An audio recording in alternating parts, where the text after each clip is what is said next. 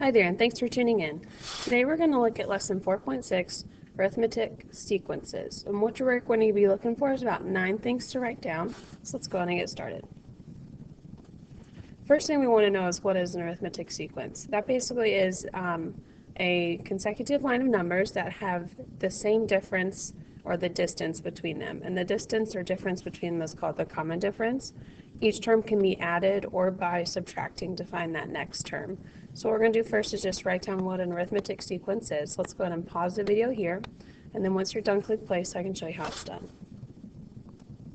So the next thing we're going to do is just look at this one. It says write the next 3 terms of the arithmetic sequence. We have -7, -4, -21, and -28. By now you should notice that we're adding a -7 each time to get to the next sequence. So if we're adding a -7 each time, the next 3 will be a -35, and then -42, and then -49. So that would be my next 3 in the sequence. Okay, so that's exactly what you're going to try here. For numbers 2, 3, and 4, there's a pattern for each one, a different pattern for each one. You just have to figure out what that pattern is, and then go ahead and apply it for the next 3 terms of the sequence. Let's go ahead and pause here so you can try 2, 3, and 4, and once you're done, click play. All right, so for number 2, you're adding 12 each time, so the next 3 will be 36, and then 48, and then 60. For number 3, you're adding 0.4 each time, so the next 3 will be 1.8, 2.2, and then 2.6. And then for the last one, you're subtracting a 4th each time, so your next 3 in the sequence will be 3, and then 2 3/4, and then 2 1/2. Okay, so very simple, very easy. The next thing we're going to look at is what happens when we graph arithmetic sequences. Okay, so I have these first 4 in a sequence. This is sequence 1, sequence 2, sequence 3, sequence 4. And if we graph them on a line, or graph them, it should show us something. Here's what that would look like. So what I did here is I even graphed the first 5 sequences. Sequence 5 would be 20. And notice if I connect all of these, they're all making a straight line. So it's going to be a consistent way to show growth. Okay, so they are all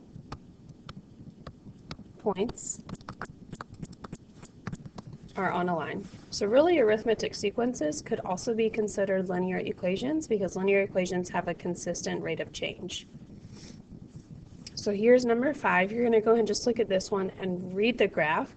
Does the graph represent an arithmetic sequence, and how do you know? Go ahead and pause here so you can try it by yourself, and then once you're done, click play.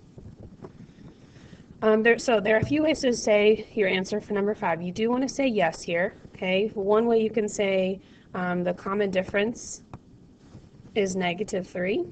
The other thing you can say is that all points are on a line, because if you connect them all together, that'll be that. And these, just remember, are the numbered sequence. So what happens in sequence 1? What happens in sequence 2? Okay?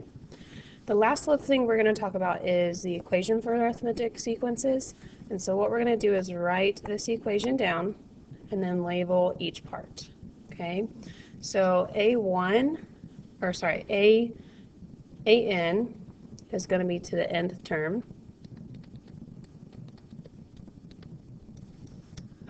Over here, A would be considered the first term in your sequence.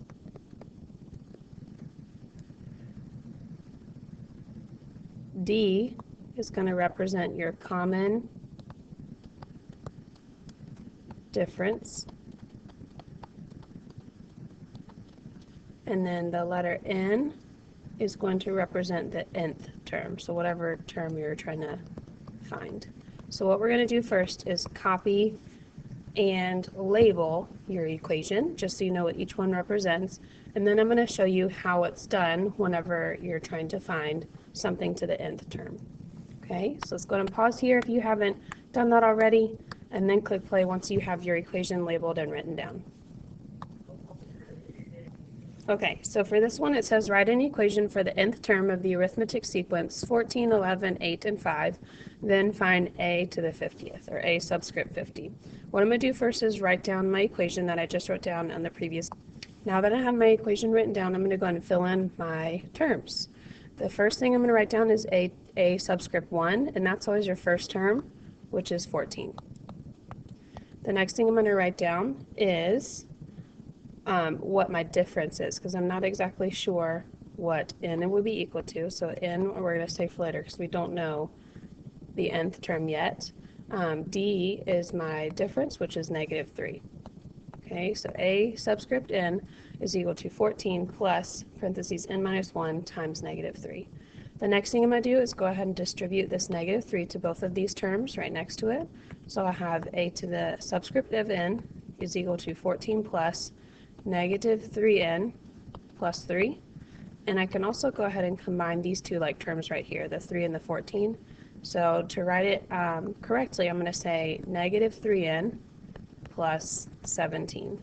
So a to the n will be equal to -3n plus 17. Here's my equation. Now what I can do is go ahead and find a to the 50th, okay?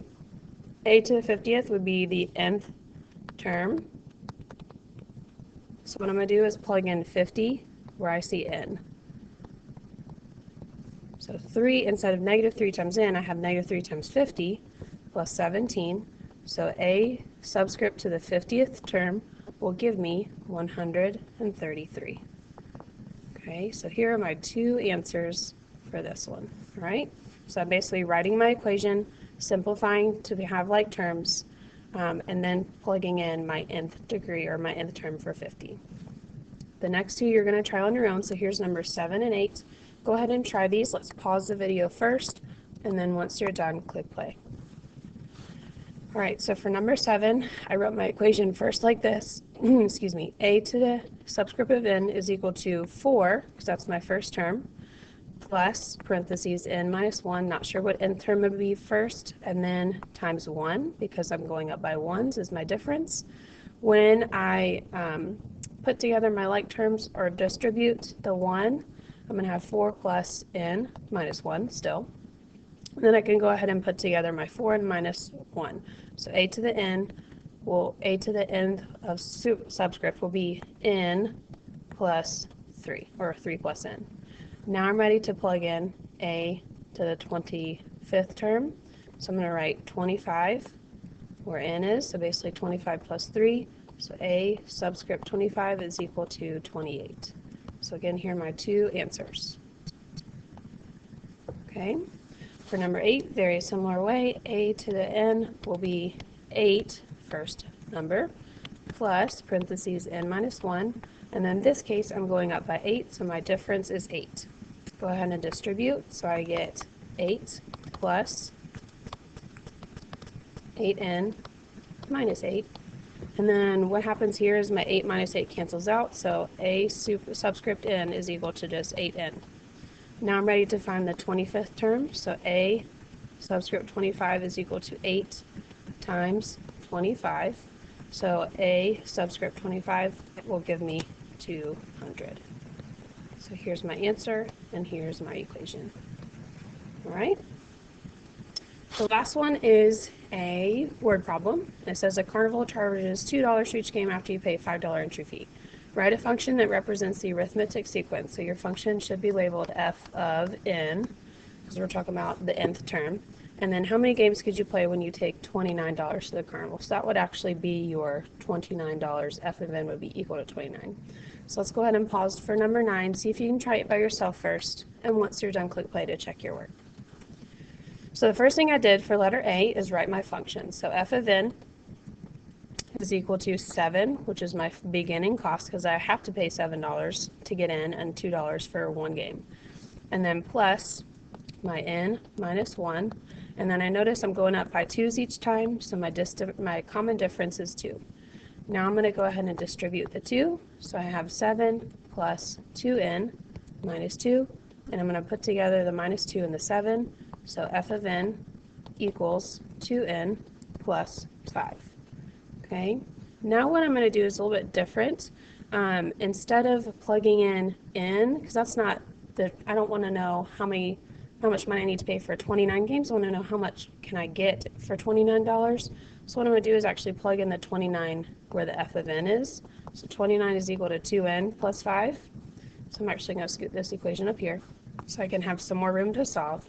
Then I would subtract both sides by 5 to get 2n by itself. That's equal to 24. Divide both sides by 2. N is equal to 12. So I can play 12 games here. Okay? So here's my function notation. And then here's how many games I can play. So both of those are my correct answers for A and then B. All right? That's going to conclude our notes today on arithmetic sequences for 4.6. Thanks so much for tuning in, and we'll catch you next time.